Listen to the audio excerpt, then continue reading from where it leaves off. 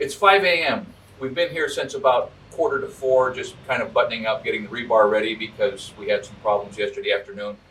But this is go time for the last series of pours on the whole spec house project.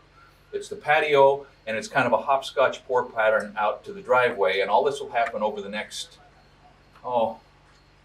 today and probably 4 days next week.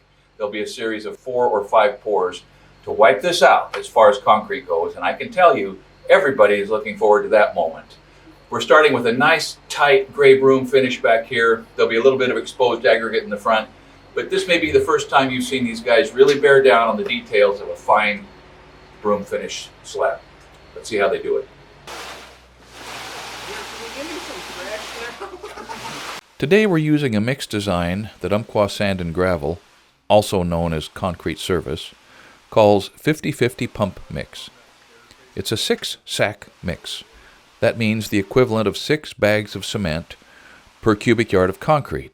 So it reaches in excess of 3,000 pounds per square inch compressive strength all the time. The aggregate is half 3/8 diameter rock and half 3/4 inch diameter rock, with plenty of sand, so it slides predictably and easily through a pump hose with a minimum of plugging up. And something that you don't want to have happen when you're pumping a little job like this is to have the pump plug up. We ordered it at a 4-inch slump, and it showed up just about right. We are pouring this narrow stretch in the back of this house in several small pieces in order to control the cracking that's going to want to happen off of the corners of the vent wells that are located at the vent blocks in the foundation.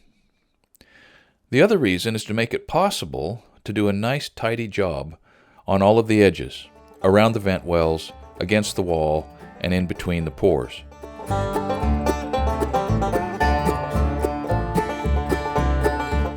As it turned out, we almost, and I mean almost, ran out of mud right here at this last corner. But Dustin pulled a rabbit out of a hat, and we made it. I guess if we would have needed more concrete, we would have ordered more concrete.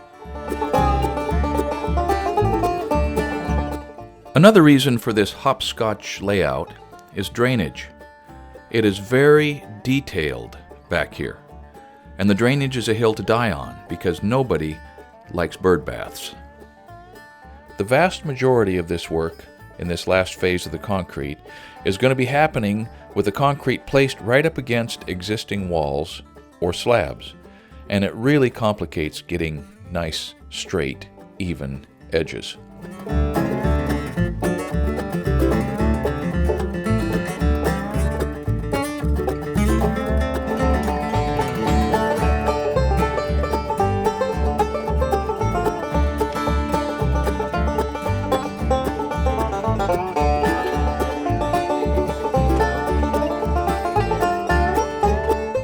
Right here I'm rolling on a 25% acrylic cure and seal.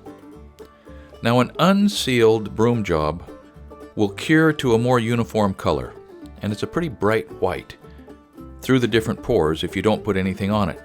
But I couldn't bring myself to leave it unprotected from stains and allowing it to dry out too quickly.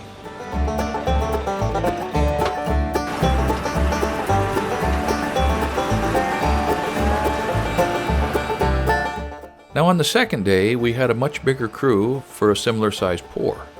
The difference was we were planning on doing some forming and some grading and tying some steel in order to get ready for the following pour. Worked out just about right.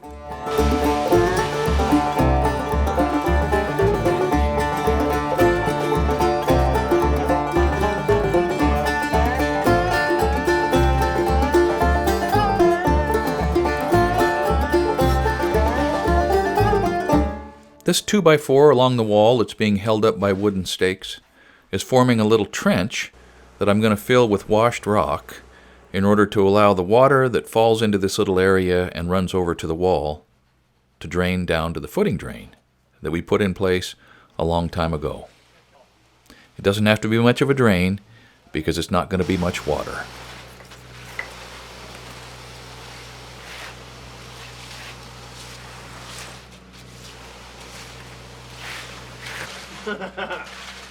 confirm, but that's got to be what you're thinking.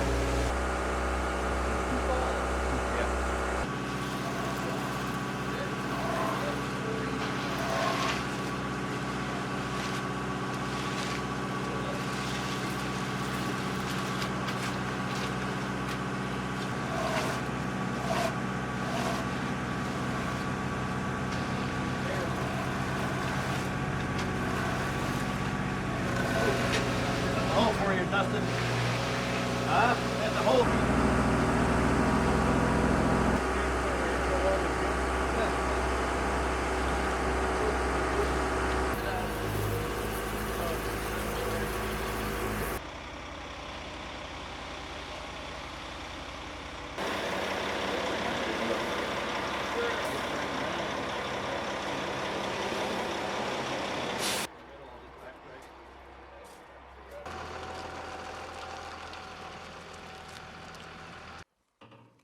This area almost all slopes clear around to the front of the garage. So the flow line is the cold joint between the pours in order to keep the flow line itself perfectly even.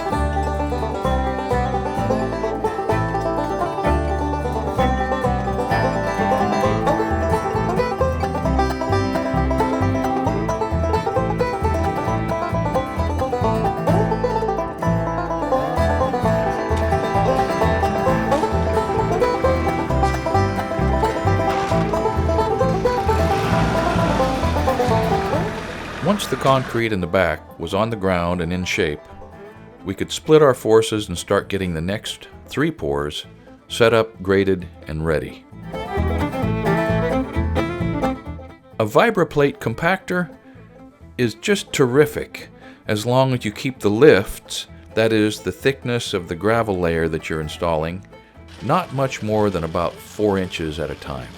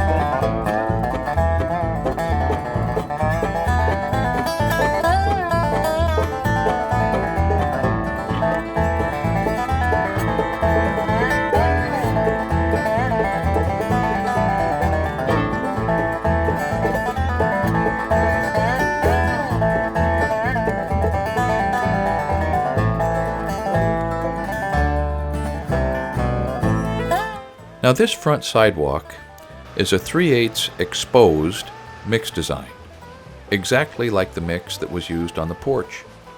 Watch these guys work their magic.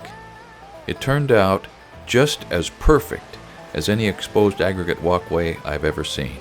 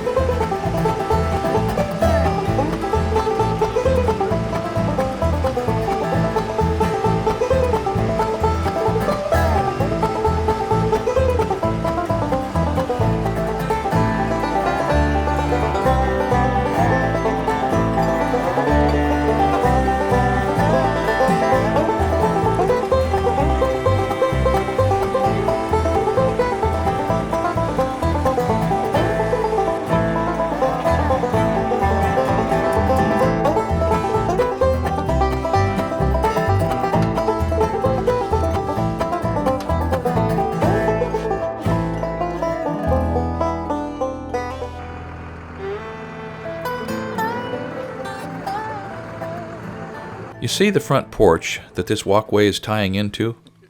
We have a video of pouring that thing that will make a lot more sense after you see how this walk connects to it.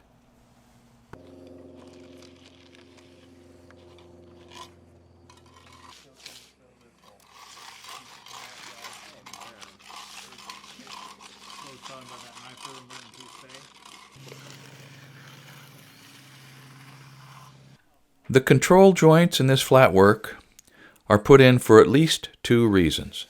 First, to force the concrete to crack where we want it to crack, and second, as a big part of the appearance and appeal of the overall design. That's why Dustin is taking such care to make them perfect.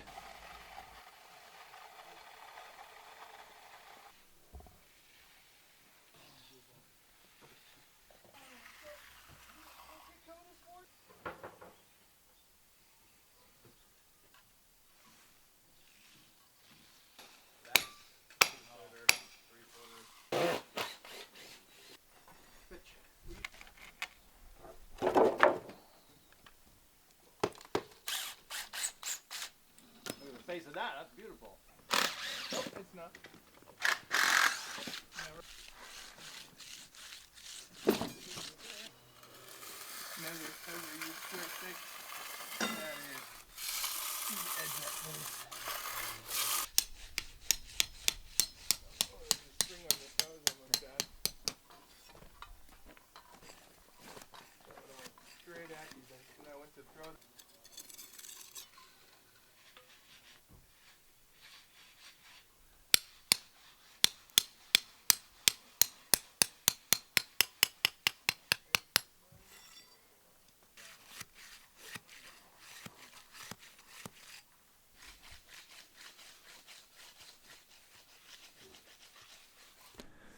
Just like on the porches, Dustin is spraying on a medium etch surface retarder. It stops the chemical reaction at the surface so that the cement and sand paste can be washed away later, and the rocks will be held in place by the concrete below that is not affected by the retarder. Now, this exposed aggregate finish can be done wrong in at least two ways. It can be underexposed, meaning that the rocks don't appear even because of blotchy patches of sand that are left here and there. Or it can be overexposed, meaning that the paste has been scrubbed out so deep that rocks are not held in place anymore and fall out, leaving pits and craters. These guys always get it right.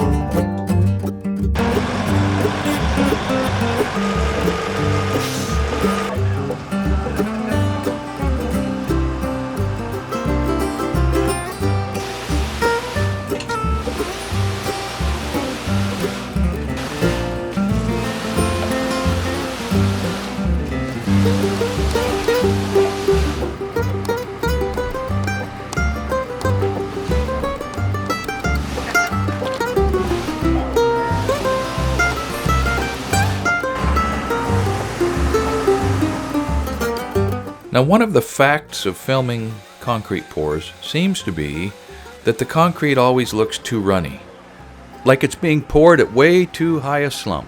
So we stacked up a little pile here so you can just see that we are usually between a 4 and a 5 inch slump, although today I think it's probably between a 3 and a 4 inch.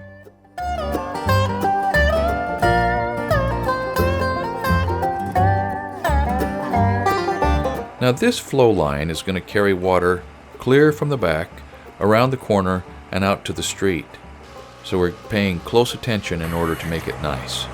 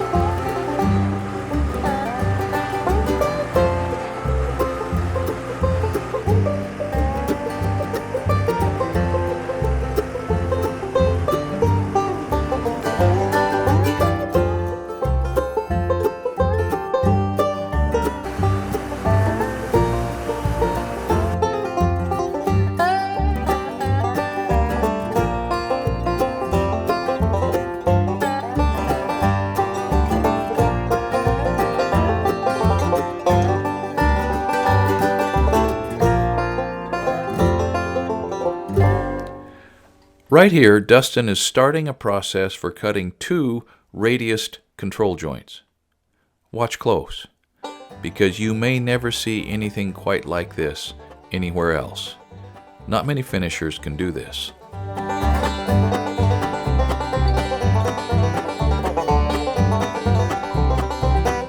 How about that?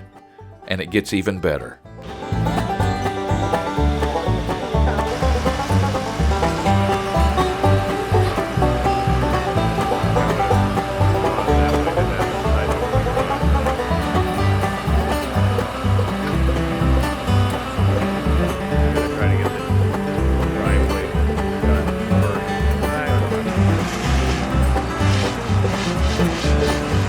Now, something to keep in mind as you watch Tom Yonkers working is that he is my age, 63 years old. Watch the way he moves around as he works, and it is hard to believe that he's a senior citizen.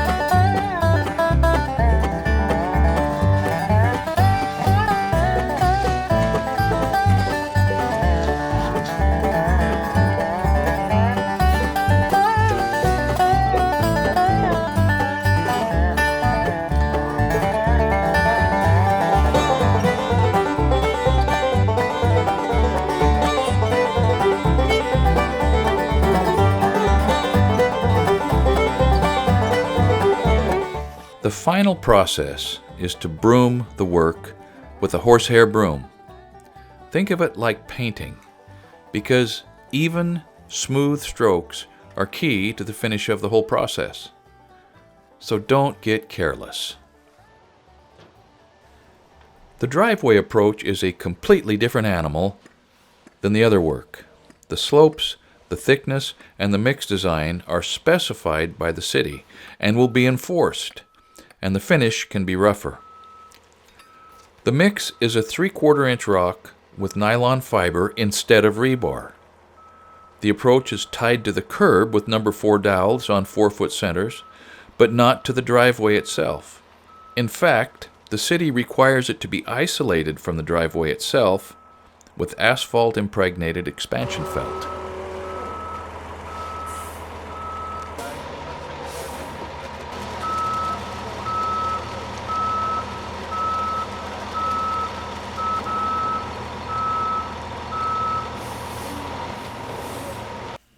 I've been using Umpqua Sand and Gravel, Concrete Service, as their batch plant is called, for 26 years. I've bought thousands of yards of concrete from these people, and they've brought trucks to this property 28 times over the course of this project. And let me remind you, just in case you forgot, that they donated the first 50 yards of concrete and all the rock that we used on our retaining walls. That was a big help to us, and I got to thank them again. The truck drivers, and really the entire batch plant, is a critical part of a successful concrete job. And any experienced concrete guy is going to have horror stories about different concrete plants or truck drivers that have let them down. It's easy to see these trucks driving around town, maybe be annoyed at how big or how noisy they are, and not think much about what's actually going on. But I've got to tell you, and I hope that you will always remember, that they are much, much more than simply a driver or a delivery guy.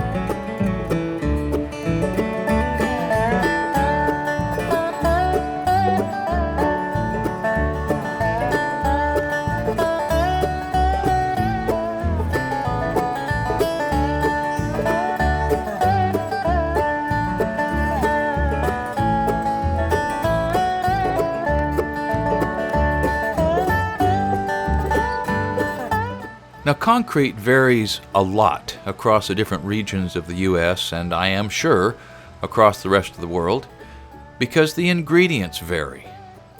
Concrete is made in different mix designs, as it's called, and every aspect of that mix design has an effect on the product. The concrete in your area is made from the rock and sand that is abundant in your area, and these materials change with geography.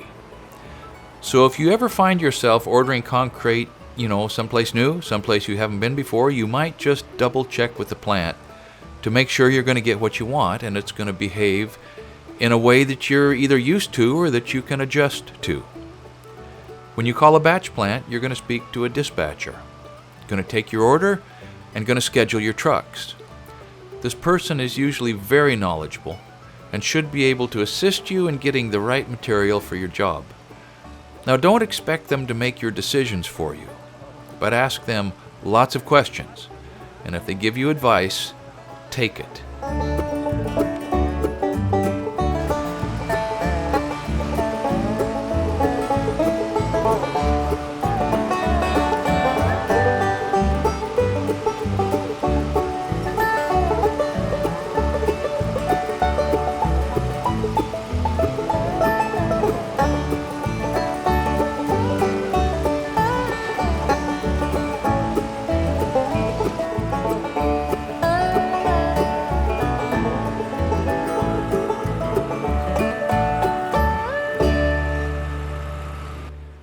I think that I have noticed over the years that you can almost measure the skill of a crew by how much instructing and directing is going on during their day. The more the bossing, the less their experience. And, about as often as not, the worse the product, generally speaking. Dustin, Tom, Rich, and Bo talk and banter with each other all day long, but only occasionally is instruction, and almost never is correction heard. I think a lot of folks could learn from this. Stand back. Yep.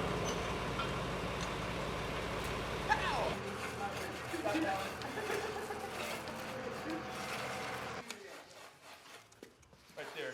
Yep. Now back to 0. Yep. Yeah, you will.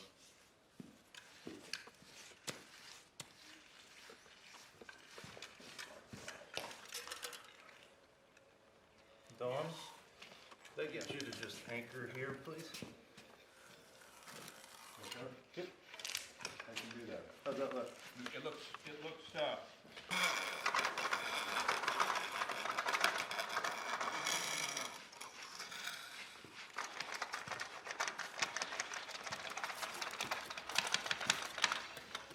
So you want to do the same thing over there? Just forget it. Got it.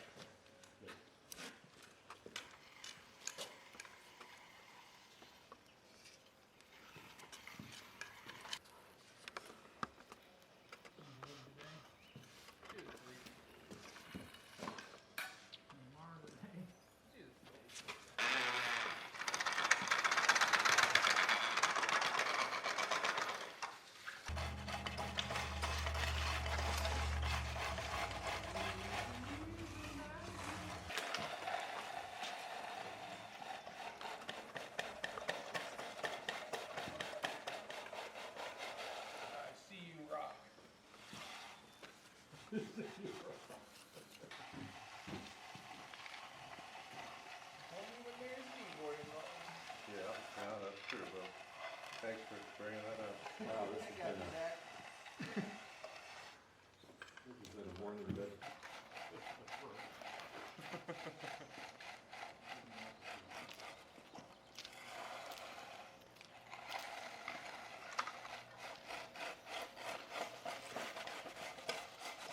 They're moving. They don't want to move, but they're moving. Bo, you got a sec? Yep.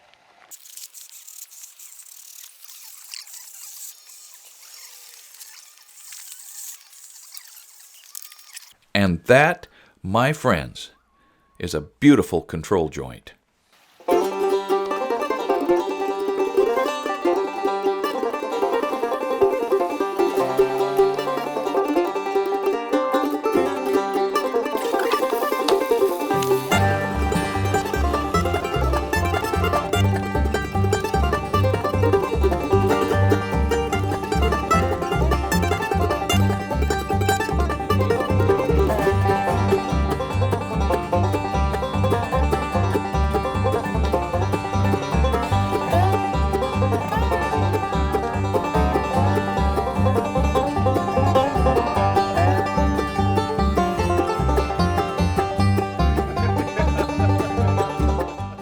We had really good weather over the, week or 10 days that it took to get the driveway poured.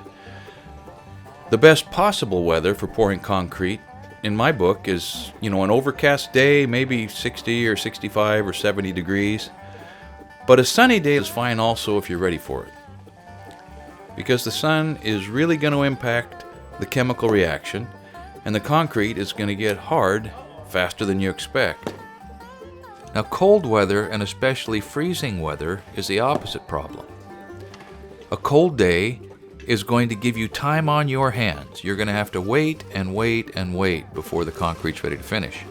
And if it gets cold enough, and if it freezes hard enough in the first week or so, it's going to destroy your concrete. Rain is a disaster for pouring, a decorative concrete or a finished slab like this, because it just makes getting a good finish impossible. Wind is sort of like the sun and can reduce the working time of the concrete because it dries out or crusts the top. And so the bottom line of all of this is you got to know your crew and you got to be prepared.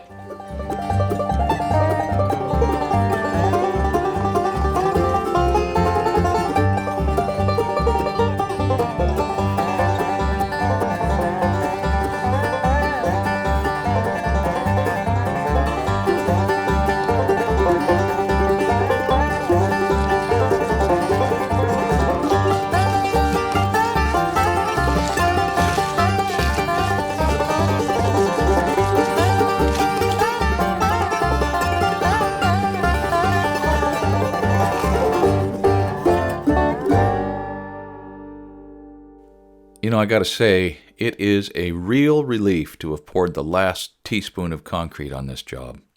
There's been a lot of it. I hope that you've enjoyed watching it happen. I hope that maybe somebody's learned something, because I'll tell you what, I know I have. Thank you for watching Essential Craftsman, and keep up the good work.